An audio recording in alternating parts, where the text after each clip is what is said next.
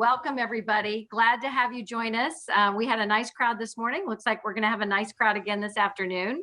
I think you're going to love this session. So thank you very much for joining us. I'm Joan Barrett. I'm the president and general manager of WCNC Charlotte here in Charlotte for TEGNA. And I'm going to introduce you to our esteemed trainers for this session. I'm going to start off by throwing it to Linda Cook, who will introduce herself. Linda? Hi there, everybody. I am a senior editor at WCNC, and I've been there for about 14 years now. I started off as a producer. I've lived all over the country, and I've settled here in Charlotte. And that's kind of my background a little bit. And I guess I will toss it to Greg Olenek. Yep. Hey guys, I'm Greg Olenek. I went to West Virginia for television broadcasting and then got my first job in Salisbury, Maryland as a director right out of school. And ever since then, I've been with TEGNA for 6 years now, in Charlotte for 5 years, and been doing directing ever since. So I love it. And I'm going to go ahead and toss it to Jody now. Hey everyone, I'm Jody Winterton. I've worked in television technology for about 22 years now, hard to believe. I started at WCNC in 2003 as a part-time broadcast technician and became an engineer in 2009. And right now, today, I am the head of technology and operations for WCNC TV. And I guess I will talk it to Pierre. Hello, y'all. My name is Pierre Simmons. I'm a photographer here at WCNC, photojournalist. I've been here at WCNC since 2008, been with the company since 2003, graduated from Hampton University with a bachelor's in broadcast journalism. Great. So that's our group of trainers today. You're going to hear about a couple of different disciplines and job opportunities, and we're going to start it off by throwing back to Pierre, who's going to talk to us about photojournalism. Hey guys, again, Pierre Simmons, photojournalist for WCNC. Just put a little clip together, about 2 minutes long, just to let you guys know what a day-to-day for a photographer, photojournalist is like. News photographers are also known as photojournalists. Your typical news television photographer out in the community gathering video and sound to put a story together for the viewers at home. Lots of news photographers use high-tech cameras, but are not opposed to taking certain shots with other camera-taking equipment such as smartphones and GoPros. Working as a news photographer can be part-time, full-time, or on a freelance basis. I personally am working full-time. A typical day for a news photographer is to arrive at the station, gather shared equipment such as DeGeros, TVUs, which are units that allow us to go live, so that way we don't have to use the live trucks anymore, which are the trucks that have antennas raised out. Next, you attend a Zoom call or an in-person meeting, finding out what assignments you have and who you may be working with. After you find out your assignment, you may pair up with a reporter or go to a specific event. Every day has a different place in store. You can be at a press conference one day and at a sporting event another, or at a violent crime with police tape in your background. Typical days are long and hours do vary because newsworthy events can happen at any given time. Once the sound and video are gathered, the last step is to edit, in which we are putting all these elements together to make the stories that you see on TV. Also, as far as education, a lot of newsrooms require you to have an associate's or a bachelor's degree, but experience goes a long way. Thank you, Pierre. We're going to circle back at the end and let each of the trainers take questions. So we're going to pivot now to Linda Cook. Hi, gang. I'll kind of refresh a little bit. I have been in TV since 1986. So I have been around and seen a lot of evolution as far as how things have changed. I have been at the station for almost 14 years and have seen quite a bit of evolution through the times with that as well. So here we go. We'll let you take a look at a day in the life of an editor. The job of news editing continues to evolve. We've gone from tape to tape all the way to digital. Before the pandemic, this was my editing home. But like many others, we've learned to work remotely, but you never even noticed it on air. Editors are storytellers. We use video and sound to show what's happening with the story and to show the emotion from those involved. He said, my kids, he's not left my kids there. We find those moments that can make you laugh, make you cry, and even become angry. Good morning, I'm Billie Jean Shaw in Chester. The editor is often the last set of eyes on a video before it hits air. The job is a multitasker's dream. More often than not, we're focused on a whole bunch of things at once. Editing a story for air, checking on a package that's coming in from a crew in the field, rolling on a feed from a crew in the field, and then checking to make sure everything's right for the show and that it's all attached and ready to go for air. We're responsible for all of this and more. We take video from a lot of different sources. We have local crews in the field shooting video and editing reporter stories. We have video that comes from NBC. We get stuff from other Tegna stations as well as our own archives. We also use a lot of clips from Twitter and Facebook and YouTube, and we even enhance stories with still photos. Stories will start with as much as 20 or 30 minutes of video sometimes, and it gets condensed down to about 10 or 20 seconds that you see on your TV. At WCNC, we use Edius for editing. It's not all that different from editing software that you can use on your computer at home, just has a few more bells and whistles. We're connected through a server to a show rundown, and each story has a placeholder for us to attach the video. It's then run through a playback server to air. We work closely with the show's producer to make sure that we're following their vision for the show. Now, when hiring an editor, managers prefer a degree in communication or broadcasting. My best advice outside of your education, learn everything you can about editing. Watch newscasts and how stories are cut. Also, check out YouTube for tutorials on how to do different effects. Also, remember that knowing how to shoot or write will make you even more attractive to potential employers. Join your school's media department. You can learn a lot there. And if given the chance to get some actual newsroom experience, take it. Experience goes a long way on a resume. Okay, thank you, Linda. We're going to hold questions and we're going to toss it now to Greg Olenek to talk to us about directing. Hey, everybody. Like I said, I'm Greg Olenek. I'm a director here at WCNC Charlotte. It's an interesting profession to be in, and I think the key word that you guys are going to hear today is evolution. All of these departments have changed so much in the past couple of years, and you're going to see exactly how much my department has changed. And we are mainly behind the scenes people looking at all the cameras and making it look good on air, and also trying to put out any fires that are appearing on air as well. So go ahead and take a look at this 5-minute video, and if you guys have questions later, please let me know. What exactly does a director do? Well, over the last couple of years, the role of the director has completely changed. We live in an era where technology is constantly evolving, and it's up to us in the television industry to keep up with that. With that, the role of the director is more important now than ever. In the past, the director was the set of eyes and the glue that put the newscast, sporting event, or talk show all together.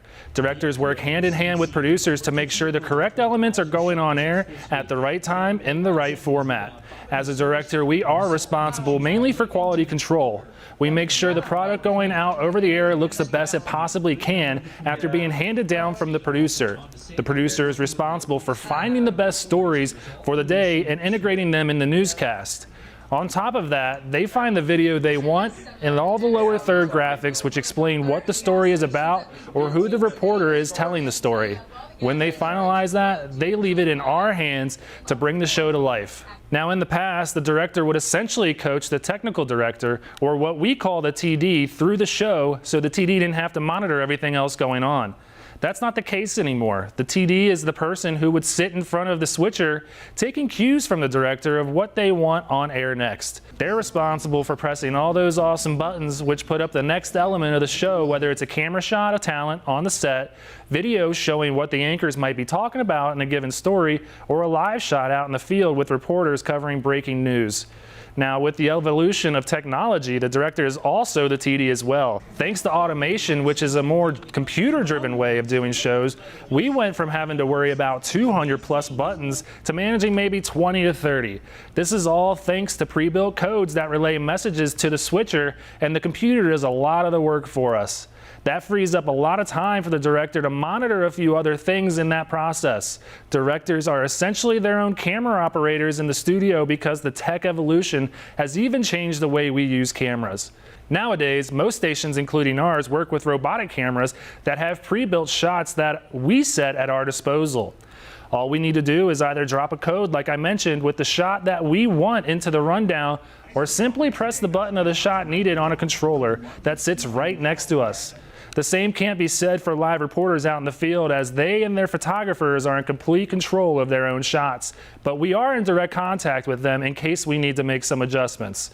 So communication is as important as ever with the director and the talent, either out in the field or in the studio. Directors are also responsible for making sure in-studio talent are in the right spots on set. Being in the wrong spot can really throw off the flow of the show. One of the most important roles of the director now is running audio as well. I always say the most likely thing to get viewers to change the channel is terrible audio, so it's important that we get it perfect and make sure all the correct mics are up at the right time. You can see in our audio booth, we don't have anyone sitting back there during shows anymore. It all comes from that code I keep mentioning that we set up and drop in the rundown, and the computer handles the rest. It's quite fascinating. We can control all the audio from a board that is roughly 10 to 15 times smaller than the solid-state logic board we used to run off of. And you probably wouldn't even be able to tell a difference back home. The role of the director has changed exponentially as technology has evolved. We are able to condense 5 jobs into one, which has freed up other positions to focus on other elements of the show. So like I said, with excellent communication between directors and producers, it's now possible to put on award-winning shows with just 2 people in the control room. If being a director is a career you wish to follow, I would try and watch as many behind-the-scenes videos as possible. Simply search "directing news behind the scenes" and you'll land on a gold mine of director reels. These are essentially the resumes of directors currently in the business and will be a great source to really understand what we do with visuals and audio cues that go along with it. A lot of high schools also offer the opportunity to gain first-hand experience through production teams or clubs. Definitely take advantage of that if you have the opportunity to do so. Now, while it's not essential to earn a bachelor's degree to get in the industry, it'll certainly help you out a lot. Getting that real-world experience through college classes, especially the ones within your major of communications or broadcast journalism, you will really begin to understand the pacing of how quick newscasts move, on top of learning about the real-world impact you're about to make when you get into the professional world. When you begin to search for jobs, take any entry-level position you can get, even if it's not in the part of the country you aspire to work in. You got to get a foot in the door first before you can really start to flourish in the industry. While college experience is great, the best experience will come from learning firsthand from those who've worked in the business for years already. Soak it all in like a sponge. Even watching a live newscast each day and thinking about the process that's taking place behind the scenes will set you ahead of others looking to get in the field. Understanding the format of the shows as well as pace and what elements to expect will look great when going to that first interview. After that, you're off and running. Good luck. Thank you, Greg. Well done. So, another area at a TV station that has a lot of career opportunity is another behind the scenes position in our engineering department. And Jody, our head of technology, recently promoted, by the way. Congratulations. Thank you. Right. Hey, guys. Thanks so much for joining us. Engineering is kind of all over the place, as you may see here in a couple of minutes. Again, I've been in television technology for about 22 years, and I started just as a part-time broadcast tech here at WCNC in 2003. That means that I was doing all those jobs that Greg told you about that are now gone, and he's doing. So I worked my way up and did all of those things, including directing and stuff, before getting into engineering. And I really love engineering, and hopefully this video here will give you some reasons why. Broadcast engineering is a wide net. Within the industry, we jokingly refer to our occupation as toilets to transmitters. Why? because on any given day, we might find ourselves fixing the plumbing in the break room one minute to repairing a $5 million, $500,000 transmitter the next. All of the technology the director needs to do his job, we install it and maintain it. All of the technology the producer needs to do her job, we install it and maintain it. All of the technology the reporters, photogs, and sales folks need, that's us as well. And all of the mowing and pruning around the building on the grounds, trick question. That's a landscape crew, but we do manage them as well. Let me ask you some questions. You ever driven north out of Gastonia on Route 321? You ever seen those 3 towers in the distance? You know what they are? Those are television transmission towers, specifically ours, WCNC, BTVs, and WJZYs. Any guesses on how tall they are? Those are 2,000 feet. For reference, the Bank of America building in Uptown Charlotte is a mere 1,000 feet. So each of those towers is twice as high as the BOFA building. Isn't that crazy? I've always found that so interesting. And before you ask, no, I have not been to the top of the tower. And no, I never will. Something about being 2,000 feet up on a structure only as wide as a couch, not really my thing. But it is one of my jobs as a broadcast engineer to maintain the structure and functions related to that tower, the antenna, and the transmitter that powers it. So what kind of tasks might that entail? Things like filing quarterly reports to the FCC about the integrity of the structure. We all know who the FCC is, right? They're the Federal Communications Commission. And simply put, they're the agency that grants us the right to broadcast, and they can just as easily revoke that right to broadcast. Broadcast engineers do a lot of reporting to the FCC. Every station must stay compliant. Otherwise, you risk losing your FCC license to broadcast. And trust me, that would be bad. Very bad. Let's see, what else might I do out at the tower site? How about notifying the Federal Aviation Administration every time a tower light goes out? Why would we do that? Because those lights are safety devices used to identify our tower and warn pilots to stay clear. The official notification of an outage starts a communication chain with the airport. The pilots need to exercise caution near that particular GPS location. The other big thing at the transmitter site is the transmitter itself. This is a conglomeration of hundreds of pieces of equipment working together to ready the high voltage power and radio frequency that then pushes energized RF all the way up to the top of that 2,000-foot tower, where a 30-foot antenna radiates the signal throughout the Charlotte market so you can pick it up on the TV in your living room. It takes an enormous amount of energy and pressure and cooling to make that happen. And we're responsible for all of it, including keeping it FCC compliant as well. So we're responsible for some pretty important things. Now let's talk about the station itself. So what does a typical day look like for a broadcast engineer? Hard to say, but typically we arrive at the building, note that nothing's on fire, grab a cup of coffee, log on to our workstation, and prepare ourselves for the onslaught of help desk tickets that have come in while we're driving to work.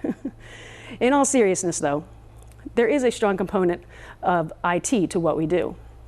Television has changed rapidly, and nearly everything we do now, nearly every piece of equipment we install, is IP-based and requires some form of network connectivity, firewall port configuration, security patching, switch configuration, and on and on and on. When we're not installing or maintaining equipment, we're providing help desk support for the entire staff, their PCs, laptops, iPhones, and the dozens and dozens of software apps they use daily. It's actually quite hard to describe a typical day because no 2 days are the same. So in prep for this presentation, I actually started taking some notes on what I did on any given day. For example, on May 13th, this was during the gas shortage, the great gas shortage of 2021. I had to give a report on gas availability for our fleet, order an MSJ kit for a reporter, get on a Zoom call about the status of next-gen TV, send IP configuration info to Video Flow, get a custom IFB made for Tanya Mendez, and meet with Quaid about cleaning the floors of the station. Then, on the very next day, May 14th, I had to inventory Grass Valley gear, run a fiber line for NBC SkyPath, fix 2 wireless mics for the studio, register WCNC for a DIRS test, help several remote employees with their VPN access. And don't worry if you don't understand what some of that means. The point is, the 2 days were completely different. And that is one of the things I love most about being an engineer. It doesn't get boring. The technology is constantly changing, and every day is a little different from the last. Now, you heard my friend Greg speak prior to me about how his job has changed as a director enormously over the years. How it used to take a control room filled with people to put on a newscast, and how the automation technology has streamlined that process and now allows for him to code shows and run all of the equipment himself. Well, the broadcast engineers are the magic behind making that happen for him, and it was an enormous undertaking to install. To make automation happen, there are about 30-something servers talking to each other and playing nice with about 100 pieces of broadcast equipment. There's interconnectivity in the programming of all those pieces to allow for the communication.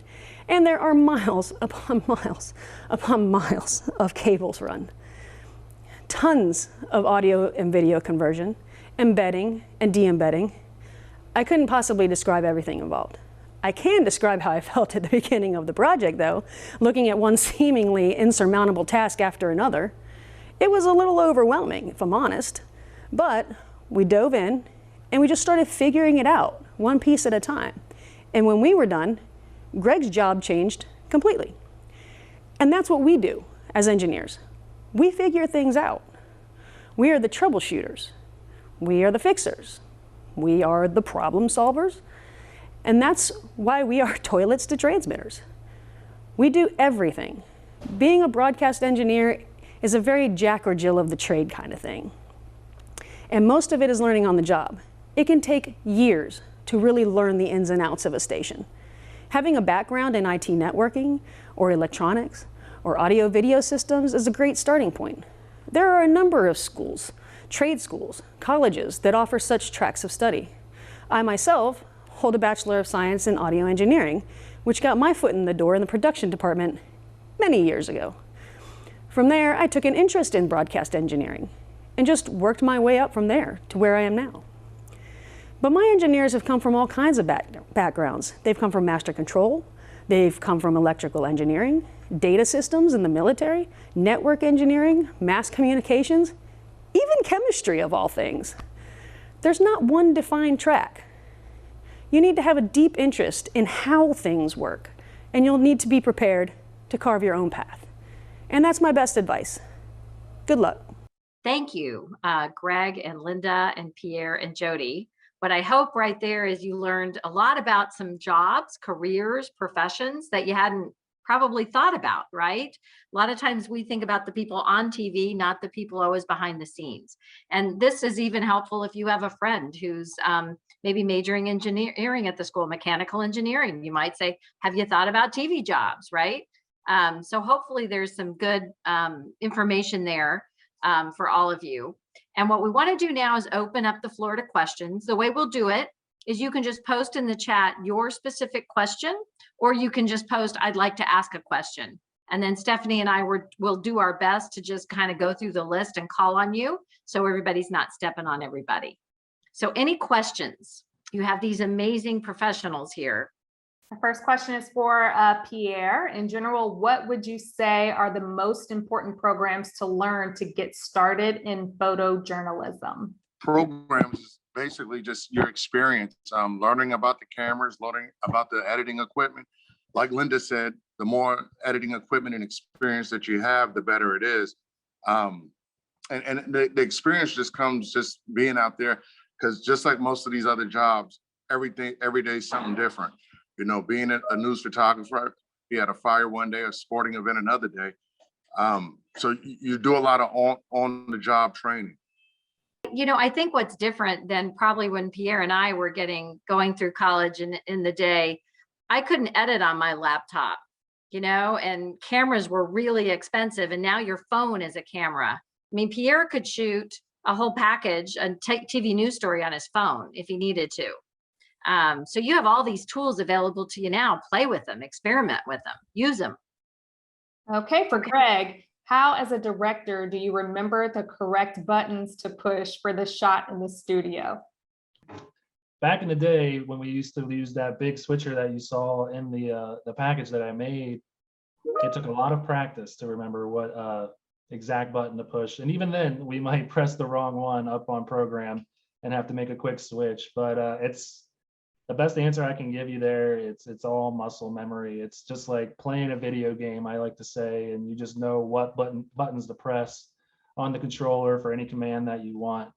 Luckily now, I only have, like I said, maybe 10, 20, 30 buttons that I really have to push today. But even then, it's still possible to press the wrong one because we like to keep our eyes on what's happening with all the cameras, because we need to manage, if a camera shot's off, if talent's in the wrong spot, we might be having issues with something that is on air.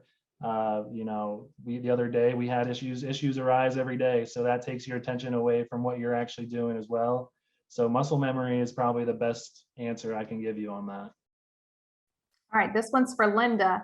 Before using the program you use at WCNC, did you use any other editing platforms that made learning the new software any easier? Sure. Actually, when I first started at WCNC, we were on Avid. It's another digital platform, and back then we used to edit digital. We would dump the tape, then we'd run the tape to the control room, and then we'd play it back from there. And then when we switched to Edius, it was so similar. The only thing was, I think the keyboard was reversed. And so we had to learn new keystrokes, but the actual digital editing part was pretty similar. It's like you have your lines for your video, your lines for your sound, and you can move stuff around and manipulate them however you need. I know that working with, I started, we were on machine to machine. So I've learned a lot of different things, but I know a lot of the kids that we've worked with coming out of college, a lot of them know Final Cut. There's a couple other systems that they know, and basically learning any of them is good, because once you learn one of them, the transfer to another is pretty simple. There's usually just keystrokes that you have to learn. What Linda meant there, machine to machine, is we used to take one piece of tape that Pierre would have shot, and then we would edit it all together with voice or nat sound to another piece of tape. But you'd then run your tape down to the control room to play it. I have run many a tape to the control room to try to make air time. When I started at the station, one of the first things I was told was that we were not allowed to run. There was no running allowed, but we could walk very fast. You could walk very fast. I might have missed slot a couple times if I couldn't run. And I'm going to throw the next question on closed captioning to Jody. Who does the closed captioning and how does it remain accurate? Because, she is toilets to transmitters, and that includes closed captioning. It sure does. That's one thing that we have to be FCC compliant. Those guys again. So the closed captioning is encoded into the video stream. The standard right now is called caption 708. Sometimes you can see that when you're flipping through the menus on your TV. They can get there any number of ways. They can be live streamed. We used to use a live captioning service called Colorado Captioning during our newscasts. That was literally a person in Colorado on the phone listening to our newscast and typing it out as they go, just as fast. I've never known how they can type so fast. That's not really how I can do things, but they're great at it.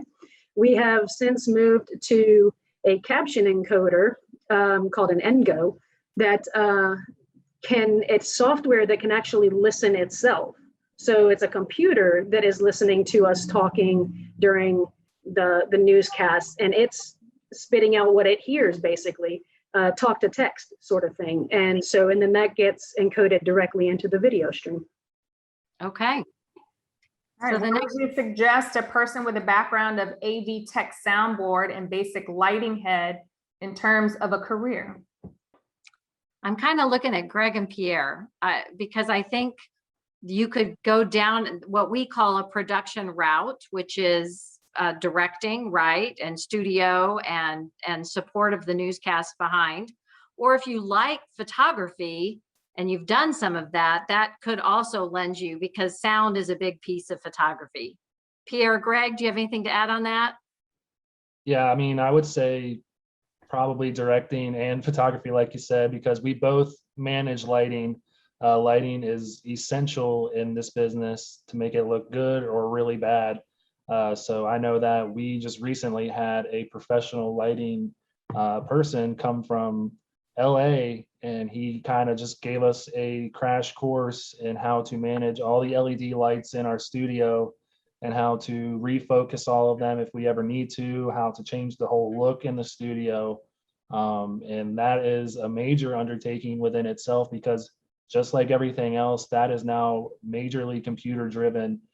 So it's important to know all the macros, just pretty much any codes that you need to put in there to get a certain light to look a certain way. And yeah, and just having a background with audio and video as well is going to help you out if you want to be a director, because, you know, we manage the play out servers that, you know, Linda sends us the videos and we play the videos out on air. And like I said in my package, we also are responsible for the audio going out over air too. So you just have to have that good ear of knowing what sounds good and what doesn't and how to manage that. I agree with Greg and Joan both. And a lot of it's just going to come on your experience that you learn every day, just, you know, your day-to-day stuff. Because, you know, I may have to light something during the day. I may have to light something at night. So just having a good verse and well-rounded, you know, knowledge of everything. It kind of goes to what everyone's been saying is we had more people doing more of these jobs and now fewer people doing more things, right? So having lots of skill sets is really helpful. I'll go next one. What would you say is the best part of your job? And we'll just go through. I'll call on you, Jody. I think what I like best is seeing a project through. Some of these things, this technology changes so fast that we don't often know what we're doing when a project starts. The servers, everything just shows up at the station. You don't even know what it is, and you start just racking it and stacking it and wiring it up and figuring it out. And everything always seems so insurmountable at the beginning of a project, and you start just kind of picking away at it. And at the end, when everything works, and it works right, sometimes it doesn't always work right, but when it works right, and then you've become like an expert on this whole system now because you literally built it out. That's my favorite part of engineering, is kind of the scariness of facing something and then seeing it through, and then it's not so scary, and now you know exactly how it works. Thanks. Yeah. For me, the best part of the job is being able to interact with everybody that we get to, and being able to go different places. I mean, I've had the experience to go to Africa to shoot videos out there, covering militaries when I started in Norfolk, and then some days I'm at a sporting event with the best seat in the house because I'm on the floor or on the field. You know, it definitely has its ups and downs, but the good definitely outweighs, and being able to get in certain communities to let people know, hey, it's more than just the anchors and reporters that you see on TV, but there's people and widespread jobs that you can do. I'm going to do a brag on Pierre. He was out covering storm damage with a business the other day, asked the business owner if she had gotten her PPP loans, and she's kind of like, what, give me a break. I'm worried about this tree in my house. He went back and connected her with Nate Morbido, our investigative reporter, and the team helped her get $500,000 in PPP loans, which has just made a world of difference. So that's the kind of difference you can make in being a journalist. So you can Google that story. It was really good, by the way. All right, Greg. I was going to make a joke and say that Jody was probably just getting a call that something's broken in the studio, but there's a lot of things that I could say that I love about my job. Having a clean show, obviously, every day is the main goal, and you know, putting out a product that millions of people are potentially watching is super satisfying. But I think the thing that I love the most is during severe weather coverage, we usually break in no matter what's playing. And just knowing that we are playing a role in keeping people safe is probably the most satisfying thing for me. I know during Hurricane Florence a few years back, we did 24-hour coverage because that storm was just so slow moving, but it was very devastating for our region. And just knowing that we were playing a role in keeping people safe and updated was probably the most satisfying thing I could ask for. Great point, Greg. Thank you. Linda. One of my favorite things about working in TV is, like we've said, a lot of the stuff, every day is different. Every day the stories you edit are different, or the people you interact with. That always makes it interesting. As many years as I've been doing this, I still get excited when I learn a new trick editing and learn a new effect. So there's always something new to learn and new to do. And I always get great satisfaction out of doing stories that, they take a little bit more work, but just the impact on air is just phenomenal. I love doing that kind of stuff. Also, my favorite thing about working at the station is the team I work with. I work on the morning show, and, besides having to deal with the hours that we all work, we're all a pretty tight group. We communicate well. I know what they want. They know what I'm capable of doing, and we all just get it done. And it makes for a very, very fun, enjoyable work environment. Linda, this next question is yours. Any software editing course that you recommend for future editors? There's things like Adobe Premiere, even something as simple as iMovie on your iPhone. I laugh because my daughter gets on there and edits, and I'm like, wow, that's pretty good. When she's 10. So anything like that.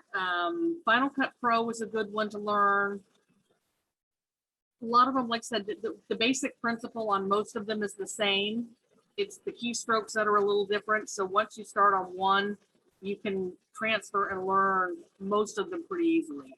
I think Adobe may be a little more complicated. But yeah, most of them, any kind of editing software that you can get a hold of and start learning, that's a good way to go. If you're in college, you're at a trade school, you're at CSB Media Arts Center, our partner in this, they will teach you different editing programs, and many of them are going to be fairly similar now. So, those are all other opportunities as you continue your education. Shayla, I'm just going to take this next one. Decide how does one decide who speaks when the script for the teleprompter is made? You're going to hear about that in our producing session Wednesday at 2. The producers put the show together, and then they put the names of which anchor reads on that. So Greg knows how to follow which camera to be showing at the right time. So the producer kind of decides that. And when you talk about practicing, really the teleprompter, for the most part these days, you run your own prompter. It's either a hand control in your lap or it's a foot pedal. So when you say get the right speed, it's your speed. And the prompter would go to the speed that you run it and that you talk. That's the speed. The right speed is at the pace for which you talk. Okay, Stephanie, I'll let you keep going. This next one is for Greg. I'm majoring in electronic media broadcasting at App State in the fall. What's the best minor to take with this major? That's a tough one because myself, I took economics for some strange reason. I wanted to make it hard on myself. But I know when I was in West Virginia, they encouraged us to kind of stray away from taking communications as a minor. But off the top of my head, I would say some sort of, audio, video, broadcasting, engineering, like Jody was mentioning. Just getting that extra experience with the technological aspect of what we're doing would help out a lot. Any type of sports production minor would help a lot because that gets you out in the field, doing things, using cameras, either running grip, just anything that will get you experience with any type of on-air production will help a lot. All right, the next question. I'm imagining the captioning coder can accommodate the technology advancements of older TVs, the 90s to the early 2000s, and the more current smart TVs. However, I'm wondering how you all handle technology failures for closed captioning, i.e. failure planning. I'm in the career of process improvement. Thus, I think about these things. And that was Kim. Jody. Yeah, I think I'll take this one. Yeah, so there isn't really such thing as the older TV anymore. Even if there is an older TV, it's not receiving anything unless it has some sort of digital converter. So the closed caption process or standard used to be called 608. See, we're so creative. And now it's 708 for digital. As far as failures for closed captioning, I mean, that's fixing that kind of stuff is just a matter of knowing the equipment and where to go and going through a troubleshooting process when something does go wrong. As far as captions, it doesn't really go wrong too often. Back when if it was live caption, the big problem that used to happen is the captioner lost audio. Their phone line would drop or something like that, and it's hard to caption if you can't hear anything. Now with our new end caption captioner, it's software based, so there's a process for getting that back up and running if it fails. Now, as I mentioned, closed captioning, since we're a top 25 market, we have specific parameters for our captioning for the FCC.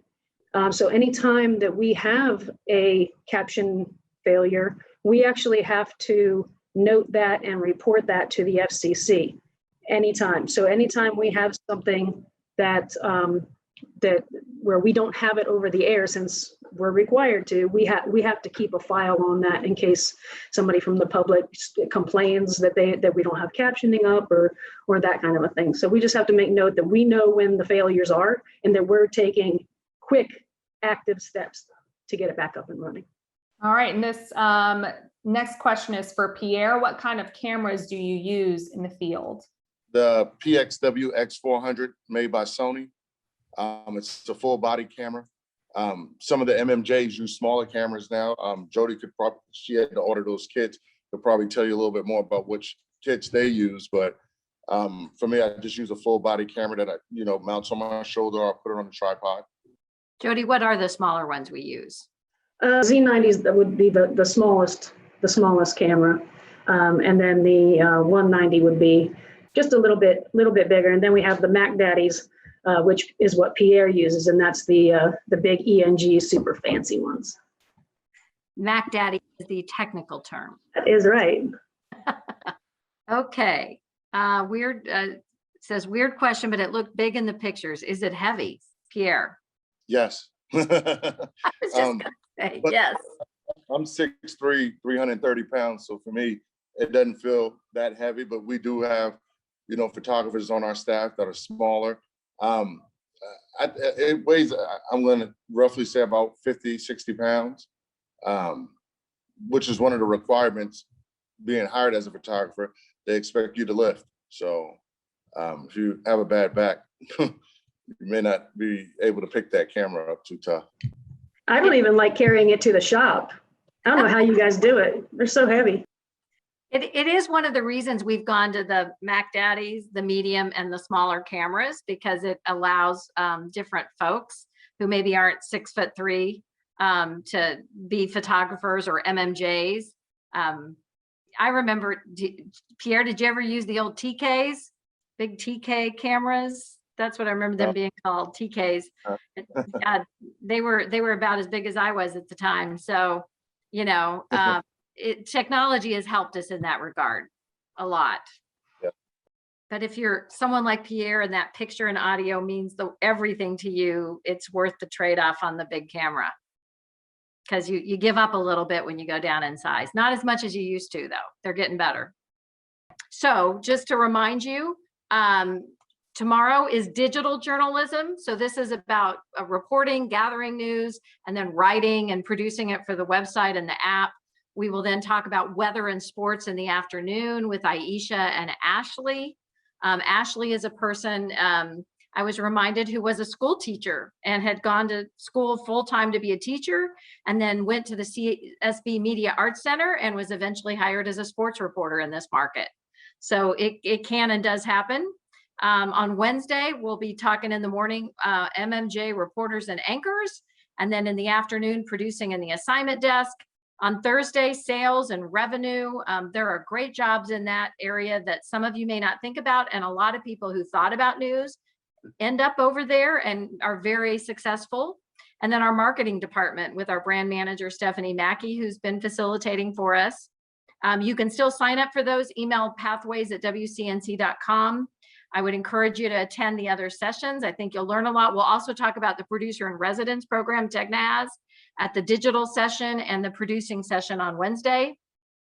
I mentioned that this morning. Anyone who attends all 8 of these sessions have a chance, can receive a $1,000 scholarship to the CSB Media Arts Center right here in Charlotte that has an extensive, I think it's a 14-week program that gives you a lot of these skill sets to help you get ready for a job in our industry. And we also want to thank our other sponsor, the Charlotte Area Association of Black Journalists.